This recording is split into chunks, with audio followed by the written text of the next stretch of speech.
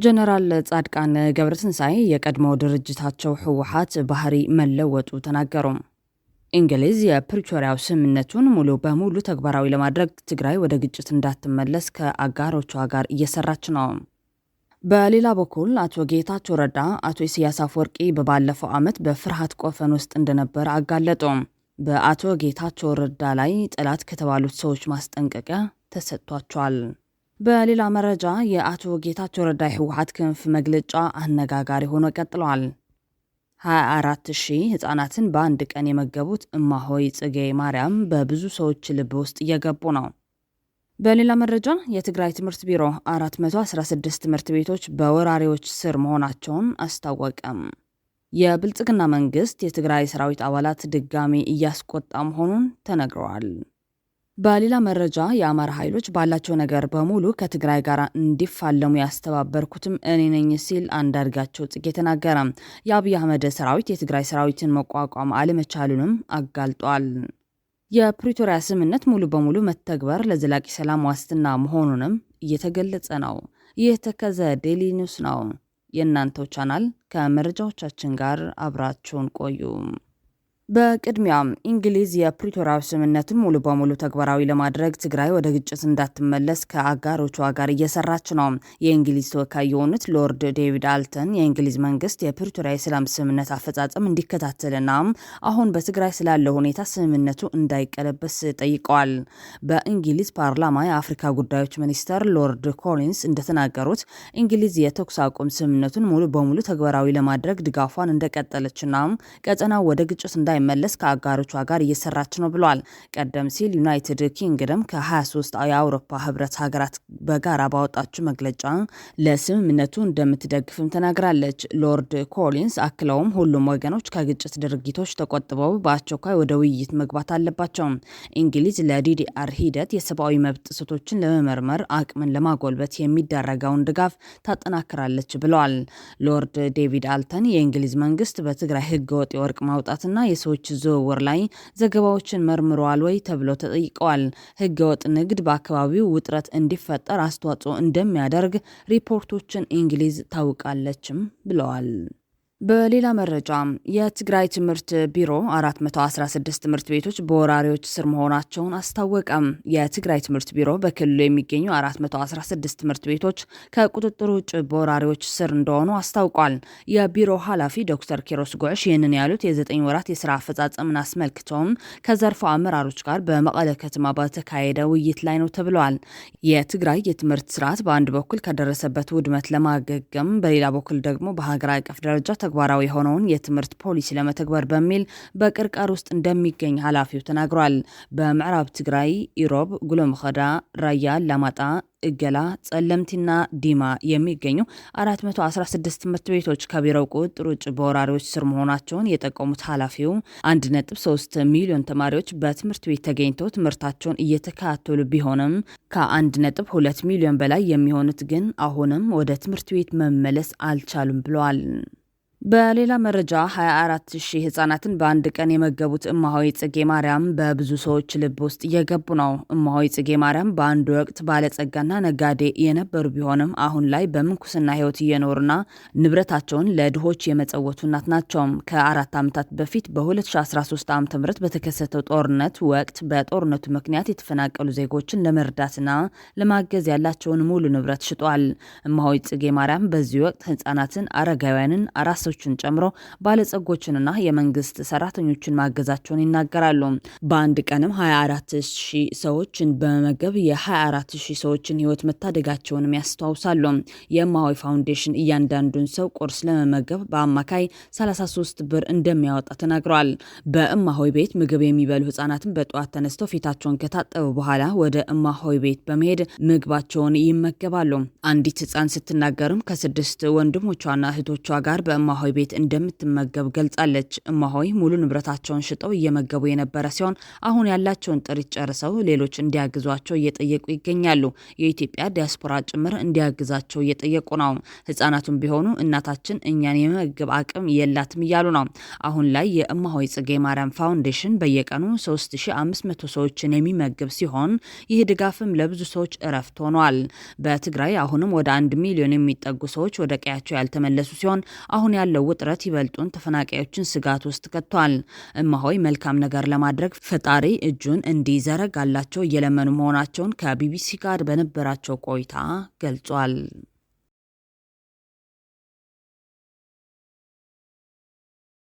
የብልጽግና መንግስት የትግራይ ሰራዊት አባላት ድጋሚ እያስቆጣ መሆኑን ተነገረ። በአዲስ አበባ የሻዕቢያ ተልዕኮ አስፈጻሚ ናቸው የተባሉ 224 ግለሰቦች በቁጥጥር ስር መዋላቸው ተሰምቷል። ከ100 በላይ የትግራይ ሰራዊት አባላት ተብለው መታሰራቸውን ተከትሎ የትግራይ ሰራዊቱን እያስቆጣ መሆኑን ተሰምቷል። በአዲስ አበባ የፋኖና የሸኔ አባላትም ተይዟል። በአዲስ አበባ የሻዕቢያ ተልዕኮ አስፈጻሚ ናቸው የተባሉ 224 ግለሰቦች በቁጥጥር ስር ዋሉ። በተጨማሪም የፋኖ የሸኔና የትግራይ ጦር አባላት ናቸው የተባሉ 900 ያህል ሰዎች በቁጥጥር ስር ውለዋል ተብሏል። የአዲስ አበባ ከተማ ሰላምና ጸጥታ አስተዳደር ቢሮ ባለፉት 2 ወራት ውስጥ ብቻ 224 የሻዕቢያ መንግስት ተልዕኮ አስፈጻሚዎች ናቸው ያላቸውን ግለሰቦች በቁጥጥር ስር መዋሉን ዋዜማ ምንጮችን ጠቅሶ ዘግቧል። ቢሮው ወደ ከተማ የገቡ የትግራይ ሰራዊት ኃይሎች የፋኖና የሸኔ አባላትን መያዙን ገልጿል። የሰላምና ጸጥታ አስተዳደር ቢሮ ይህንን ያስታወቀው ባለፈው ማክሰኞ መጋቢት 23 ቀን 2017 ዓ.ም ከማዕከልና ከወረዳ ከተውጣጡ የሰላምና ጸጥታ ዘርፍ አመራሮች ጋር ባደረገው ውይይት ላይ ነው። በከንቲባ ጽሕፈት ቤት አዳራሽ የተካሄደው ስብሰባ በከተማ አስተዳደሩ የሰላምና ጸጥታ ዘርፍ የሶስተኛ ሩብ ዓመት እቅድ አፈጻጸምን የተመለከተ ነበር። ለመገናኛ ብዙሃን ዝግ ሆኖ በተካሄደው ውይይት የከተማዋ ወቅታዊ የሰላምና ጸጥታ ሁኔታን በተመለከተ የቢሮ ኃላፊ ሊዲያ ግርማና ሌሎች አመራሮች ማብራሪያ አቅርበውበታል። ውይይቱ በአብዛኛው ያተኮረው የቢሮው የጸጥታ ስራዎች ዘርፍ ምክትል ኃላፊ አቶ ተስፋዬ ድንድር ወቅታዊና የከተማችን የጸጥታ ሁኔታና የአመራሩ ሚና በሚል ርዕስ ባቀረቡት የአፈጻጸም ግምገማ ጽሑፍና የከተማ አስተዳደሩ ባለፉት 2 ወራት በጽንፈኛ ኃይሎች ላይ ያደረገውን ክትትልና የወሰዳቸውን እርምጃዎች በተመለከተ ለተሳታፊዎች በሰጡት ማብራሪያ ነበር። ምክትል ኃላፊው በአሁኑ ወቅት በከተማ ውስጥ አስተማማኝ ሰላም መኖርን ቢጠቅሱም በአዲስ አበባ የተለያዩ ፍላጎት ያላቸው የሽብርና የጽንፍ ኃይሎች እኩይ ዓላማቸውን ለማሳካት እንቅስቃሴ የሚያደርጉባት ከተማ ናት በማለት ተናግረዋል። አቶ ተስፋዬ ለከተማዋ ሰላምና ጸጥታ ስጋት እንደሆኑ ከጠቀሷቸው ጉዳዮች መካከል ጽንፈኛና የሽብር ኃይል ብለው በጠሯቸው አካላት የሚደረጉ እንቅስቃሴዎች ይገኙበታል።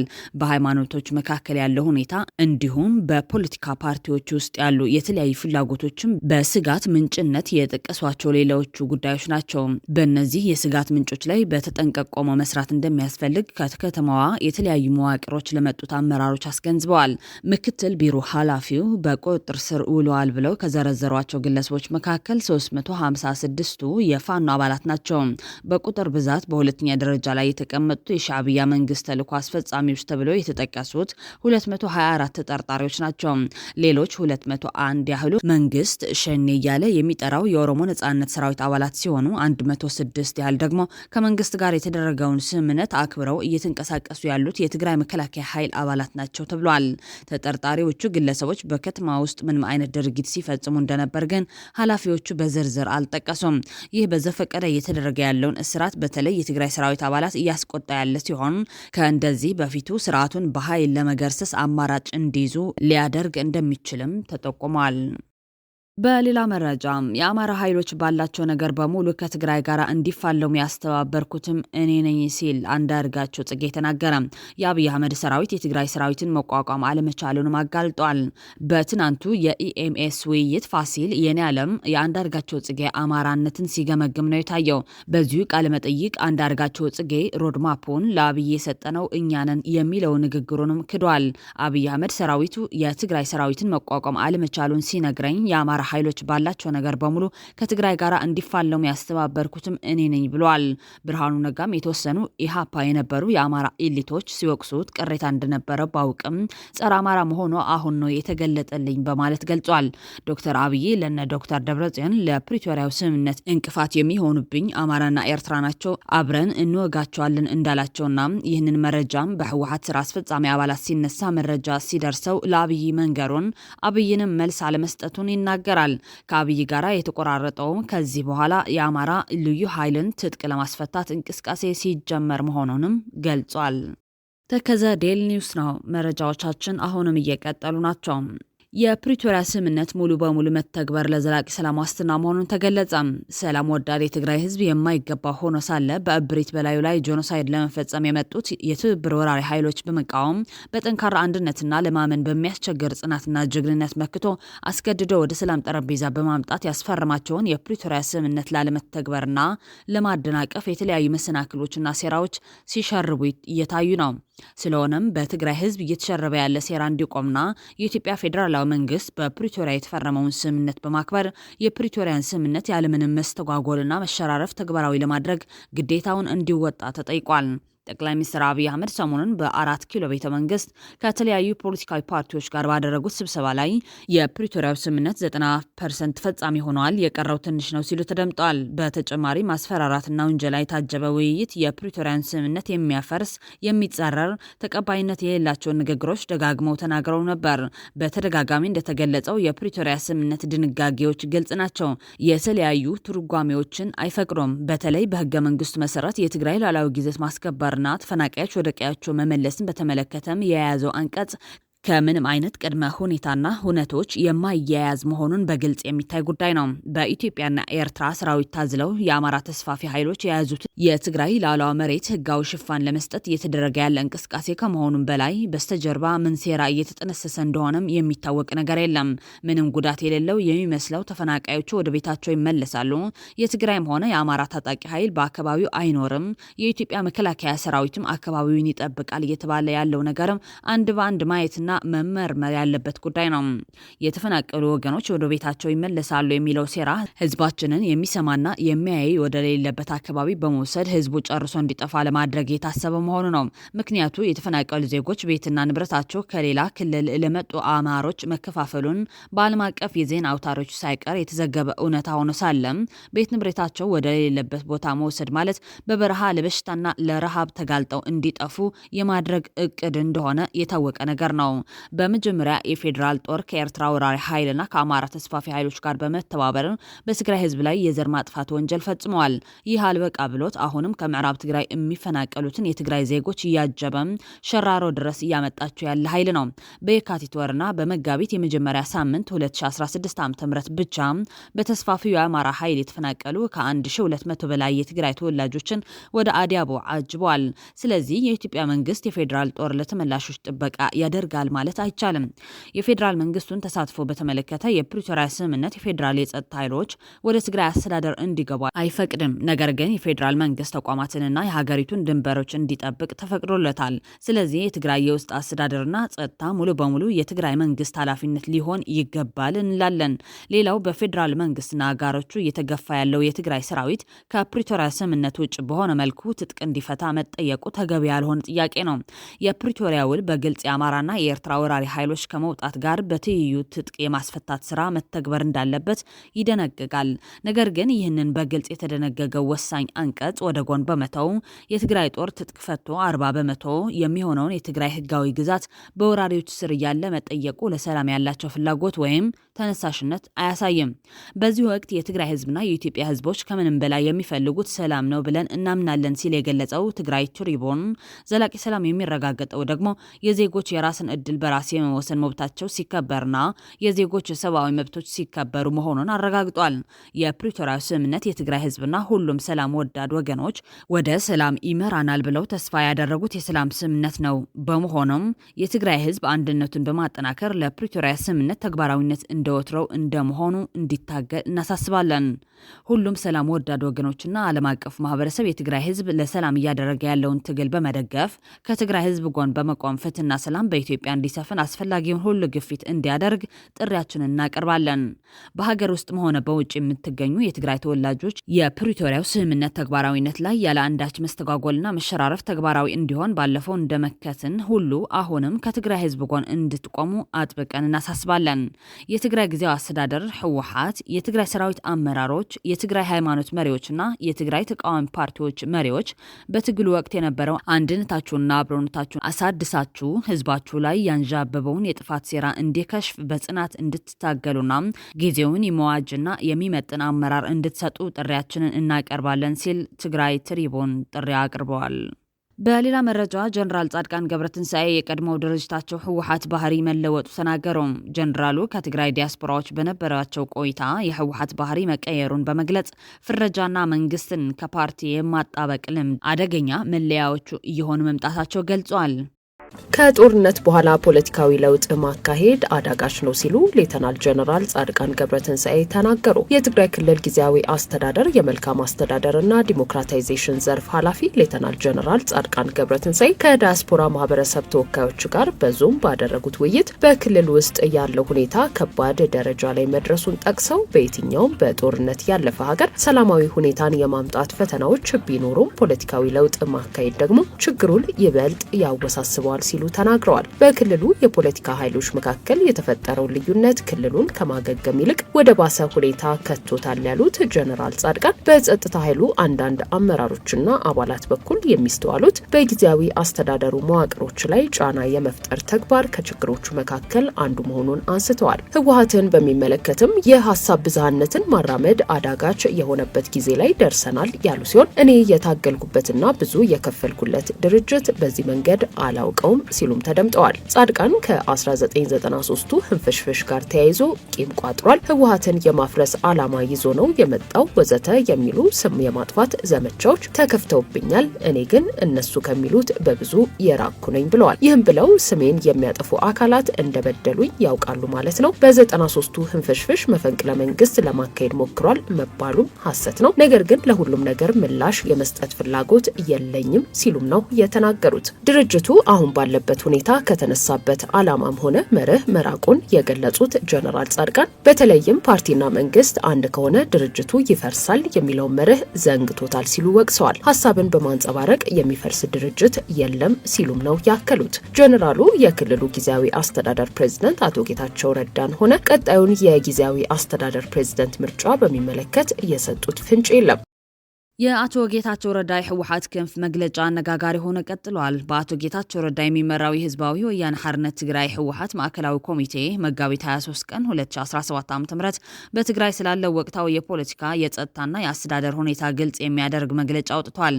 መግለጫው በህወሓት ውስጥ ያለውን የውስጥ ክፍፍል፣ የህዝባዊ እምቢተኝነቱን መታፈን፣ የውጭ ስጋቶችና የጊዜያዊ አስተዳደሩ እንደገና መዋቀር አስፈላጊነት የሚዳስስ ነው። በመግለጫው የተዳሰሱት ጉዳዮች በክልሉ ውስጥ እየተባባሰ የመጣውን ቀውስ እንዲሁም ዘላቂነት ያለው ፖለቲካዊ መፍትሄ የሚያንጸባርቁ ናቸው ተብሏል።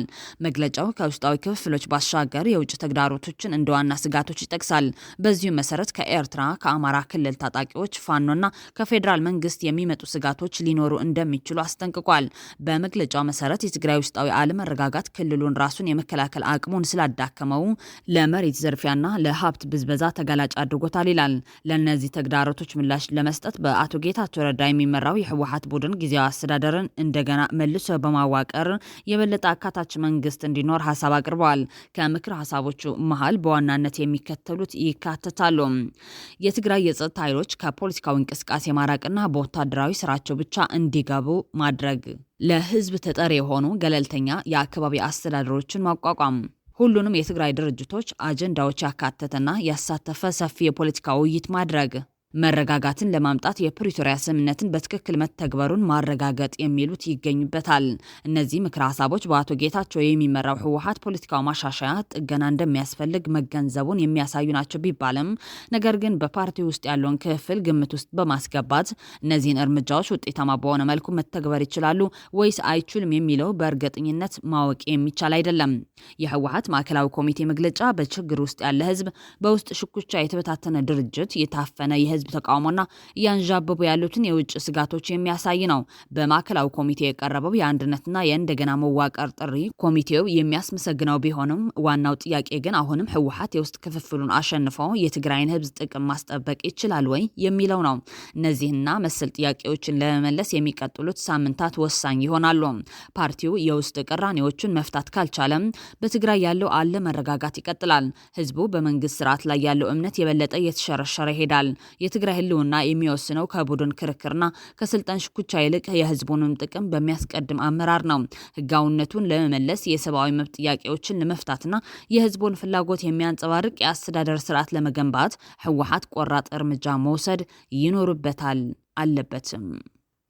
በሌላ መረጃ አቶ ጌታቸው ረዳ አቶ ኢሳያስ አፈወርቂ በባለፈው ዓመት በፍርሃት ቆፈን ውስጥ እንደነበረ አጋለጡ። በአቶ ጌታቸው ረዳ ላይ ጠላት ከተባሉ ሰዎች ማስጠንቀቂያ ተሰጥቷቸዋል። አቶ ጌታቸው በርድ ስቶሪ ኤጀንሲ ከተባለ ዓለም አቀፍ ሚዲያ ጋር በነበራቸው ቃለ ምልልስ በትግራይ ላይ በተከፈተው ጄኖሳይድ ጦርነት ውድመቱ እጅግ ከፍተኛ እንደመሆን መጠን ትምህርትና ጤና ያሉ ማህበራዊ አገልግሎቶች ወደ ነበሩበት ለመመለስ በፕሪቶሪያ ስምምነት ትልቅ ተስፋ ነበረን። እንደ አለመታደል ሆኖ በህወሓት አመራሮች ውስጥ በተፈጠረው ሽኩቻ ሁሉንም ነገሮች በታቀዱት መሰረት መከወን አልተቻለም ብሏል። አሁንም ለተራዘመው የትግራይ ህዝብ ስቃይ ተጠያቂው ፓርቲ ህወሓት ነው ብሏል። አቶ ጌታቸው በደብረጽዮን የሚመራው የህወሓት ቡድን ከኤርትራ ጋር ተባብረዋል ብሏል። የኤርትራ መንግስት ግን አሁንም ቢሆን እነ ደብረጽዮንን እያታለላቸው ነው በማለት ገልጿል። የጊዜያዊ መስተዳደሩ ፕሬዝዳንት ሁኜ በተመረጥኩበት የመጀመሪያዎቹ ቀናቶች ከኤርትራ ጋር እኔ ነበርኩ ድርድር የጀመርኩት። ይህንንም ያደረኩበት ምክንያት ዘላቂ ሰላም ለትግራይ ህዝብ በማሰብ ነው ብሏል። አቶ ጌታቸው ስለ የትግራይ ሰራዊት ተጠይቆ የመለሰው መልስ ጠቅላይ ሚኒስትር አብይ ቲዲኤፍ ትጥቅ እንዳይፈታ የፈለገበት ምክንያት ለኤርትራ ሊጠቀምባቸው ፈልገው ነው። ይህንን ነገር ደግሞ ኤርትራ ስላወቀች ኢሳያስ በፍርሃት ቆፈን ውስጥ ነበረ በማለት እኔ ይህንን ነገር እንደማይፈጠር ለኤርትራ አስረጅቻቸዋል ብሏል። ኤርትራ ደግሞ ከፌዴራል መንግስቱ ጋር የተኳረፉትን የህወሓት ባለስልጣናት በመጠቀም የፌዴራል መንግስቱን ለማዳከም የተለያዩ ተንኮሎች ጀመረች፣ ግን ይህም ተቀባይነት አላገኘላትም ብሏል። የኢትዮጵያና የኤርትራ የሰላም ስምምነት ዘላቂ እንደማይሆን እርግጠኛ ነበርኩ ብለዋል። ኢሳያስ የራሱን ጥቅም በአብይ በኩል ሊከውን አብይም የራሱን ጥቅም በኢሳያስ በኩል ሊከውን ያሰቡት አልተሳካም ያሉት አቶ ጌታቸው ረዳም የፕሪቶሪያዊ ሰላም ስምምነት ትልቅ ሳንካ የሆነው የኤርትራ ጦር ጉዳይ ነው፣ ለዚህም ተጠያቂው የፌዴራል መንግስት ነው ብለዋል። ትግራይን በወረራ ይዘው የሚገኙ የኤርትራ ኃይሎች ከትግራይ መሬት የማስለቀቁ ስራ የፌዴራል መንግስት መሆኑ እየታወቀ ይህንን ሊፈጽም አልቻለም ሲሉ ገልጸዋል። በተጨማሪም አቶ ጌታቸው ትግራይን ማንም ይምራ ማን ከፌዴራል መንግስቱ ጋር በቅርበት መስራት፣ የፕሪቶሪያዊ ስምምነት ተፈጻሚ ማድረግ፣ የተፈናቀሉ ዜጎችን ወደ ቀያቸው መመለስ፣ ምርጫ ማካሄድ ብለዋል። እንግዲህ ምዕመናን እናንተም የተረዳችሁትን የተገነዘባችሁትን በኮሜንት ጻፉ። በዚህ ቃለ ምልልስ የትግራይ ጊዜያዊ አስተዳደር ፕሬዝዳንትነታቸው እንዳበቃ ማረጋገጫ የሚመስል ምላሽ ሰጥቷል። ለፖለቲኮና ሲኤንኤን የሚጽፈው ጂም ስቴንማን ጋር ባደረጉት ቃለ ምልልስ የትግራይ መሪነቱ እንዳበቃ የተረዱት መቼ ነው ተብለው የተጠየቁት አቶ ጌታቸው የህወሓት ትጥቅ ትግል አባል አለመሆኔን ከክልሉ አመራርነት ለመገለሌ ምክንያት ነው ሲሉ መልሷል። ጌታቸው ከአንድ ዓመት በላይ የህወሓት መሪዎች የራሳቸውን ስልጣን ለማደላደል ሲሰሩ ነበር። በዚህ ምክንያት የፕሪቶሪያው ስምምነትና የትግራይ ጊዜያዊ አስተዳደር ሴራ ሲሸርቡ ነበር ብለዋል። ከህወሓት 5 ቁንጮ ሰዎች መካከል እኔ የትጥቅ ትግል አባል አይደለሁም፣ በዚህ ምክንያት ከኔ ጋር ተባብረው አይሰሩም የሚል ስጋት ነበረኝ ሲሉ አስረድቷል። ለሕክምና በዱባይ እንደሚገኙና በቅርቡ ወደ ኢትዮጵያ እንደሚመለሱ የገለጹት ፕሬዝዳንት ጌታቸው እስካሁን በኃላፊነታቸው እንደሚገኙ በመግለጽ መንግስታዊ ስራዎች እየተከታተሉና እየፈረሙ እንደሚገኙ ገልጿል። በቀጣይ ትግራይ ማንን ይምራት ብዙ አያሳስብም ያሉት ፕሬዝዳንቱ ማንኛውም የትግራይ መሪ ከፌዴራል መንግስት በመቀራረብና በመመካከር የፕሪቶሪያ የሰላም ስምምነት በማክበር ግዛታዊ አንድነትና ተፈናቃዮች ወደ ቀያቸው እንዲመለሱ መስራት አለበት ብለዋል። በትግራይ ላለው የፖለቲካ ቀውስ መፈጠር የህወሓት ከፍተኛ አመራሮችን ተጠያቂ ያደረጉም ሲሆን ይህንን ሀቅ በመቀበል ለዚህ ውድቀት ያዳረገንን አስተሳሰብ መቀየር የትግራይ ችግር ይፈታል ብለዋል። ያለው በእድሜ የገፋ አመራር በ20ና በ30 ዓመት እድሜ ውስጥ ለሚገኙ ለውጥ ፈላጊ ወጣቶች ቦታውን መልቀቅ አለበት ሲሉ አክለዋል። ትግራይ ደጋግመው ወደ ስህተት በዘፈቋት አመራሮች መመራት የለባትም በማለትም አሳስበዋል። ፕሬዝዳንት ጌታቸው ረዳ በትግራይ ያለው የፖለቲካ ቀውስና አካሄድ ለድህነታቸው እንደሚያሰጋቸው በዚሁ ቃለ ምልልስ ወቅት ገልጿል። ይህም ክልሉን መልሰው የመምራት እድላቸው መሟጠጡ አመላካች ነው ተብሏል። ከትግል ጓደኞቻቸው ጋር በዚህ ደረጃ የተቀያየሙት አቶ ጌታቸው ታዲያ በነ ሀብታሙ አያሌ በኩል ጌታቸው ከለማ መገርሳ አትበልጥምና ወደ አብይ አህመድ መመለስ የለብህም ተብሏል። ስማ ለማ መገርሳ አንገት ላይ የተሸለመውን ሀብል እያጠለቀ አብይ አምጥቶ የሸለሙትን ሀብል ለማ መገርሳ አንገት ላይ እያጠለቀ ካቻቻቻ የተደረገ ሲጨበጨብለት ለማን እንዴት እንደሚያጠፋው ያሰበ ነበር የሚያደርገው። ስካይ ላይ ተስቀምጦ ተድበልብል it's a matter of time ለለማ አልተመለሰ ላንተ አይመለስልን።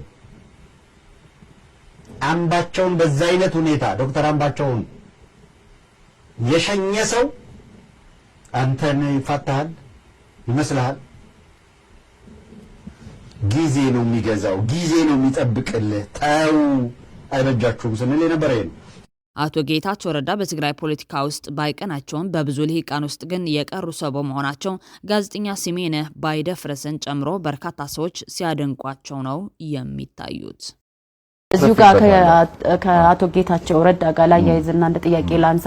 አቶ ጌታቸው ረዳ ወይም የቀድሞ የአንተ የስራ ባልደረባ ወይም ነው አለቃህ ልበልና ስለሳቸው እንግዲህ ብዙ ጊዜ ያያቸው ቪዲዮዎች ላይ እንደምታደንቃቸው መጽሐፍም ላይ አንበብ ያለውና አቶ ጌታቸው ምናቸው ነው የምታደንቅላቸው የሚል ነገር ላንሳስ። አቶ ጌታቸውን ማደንቅላቸው አቶ ጌታቸው ማደንቅለት ጌታቸው ያነባል፣ ይጽፋል፣ ይናገራል። ሶስቱንም ነገሮች ይችላል። በተለይ ደግሞ መናገር የቻለው ስለሚያነብ ነው። የሚያነብ ሰው ደግሞ ይደነቃል። የሚያነብ ሰው በመርህ የሚመራ ነው። የሚያነብ ሰው የሰው ተፈጥሮ ያለው ሰው ነው። የሚያነብ ሰው ነገሮችን የሚያይበት መነጽርና የሚያስታምምበት እይታ ከፍ ያለ የላቀ ነው። አሁን ባለው ሰሞናዊ ሁኔታ ራሱ ስትመለከቺ ሞደርንም ስለሆነ የከተማም ልጅ ስለሆነ ወይም ደግሞ ወጣትነቱ ያን አይነት የዛጋ አስተሳሰብ ውስጥ ለመዘፈቅ እድል ስለማይሰጠው ነገሮችን ሁሉ ከወጣቶች ጋር አስተሳስሮ የሚመለከት ነው። ጌታቸው ድንቅ ሰው ነው። ጌታቸው አሁንም ደግም የምነግርሽ ጌታቸው እዛ አላማጣ ጥሻ ውስጥ ሆኖ 7ኛ ክፍል ሆኖ የቢቢሲ ሬዲዮን አዋርድ የበላ ሰው ነው። በአድማጭነቱ አድምጦ ተሳትፎ የቢቢሲን እንግሊዘኛ ፕሮግራሞችና ዜናዎች በማድመጥ እና በመሳተፍ አላማጣ የሆነ ጥሻ ውስጥ የሚገኝ ጌታቸው ረዳ የተባለ ህፃን ልጅ በዚያ ዘመን 7ኛ ክፍል ሆኖ ለንደን ሄዶ አዋርድ የተሸለመ ሰው ነው። ማንበቡ ይሄ የሚወረስ የሚወደድ ነው። አሁን ካለበት ሁኔታ ጋር አያይዘሽ እንደው ከሱ በፊት የአቶ ጌታቸው የንግግር ሰው ወይስ የተግባር ሰው? ጌታዬ ይያልኩሽ እኮ ነው ልሽ የሚጽፍ ሰው የሚናገር ሰው መጀመሪያ ማንበብ ነው አይደል? ግን አቶ ጌታቸው ምን አይነት ሰው ናቸው? የተግባር ሰው ነው። ጎበዝ ሰው ነው። ይሄው ነገርኩሽ።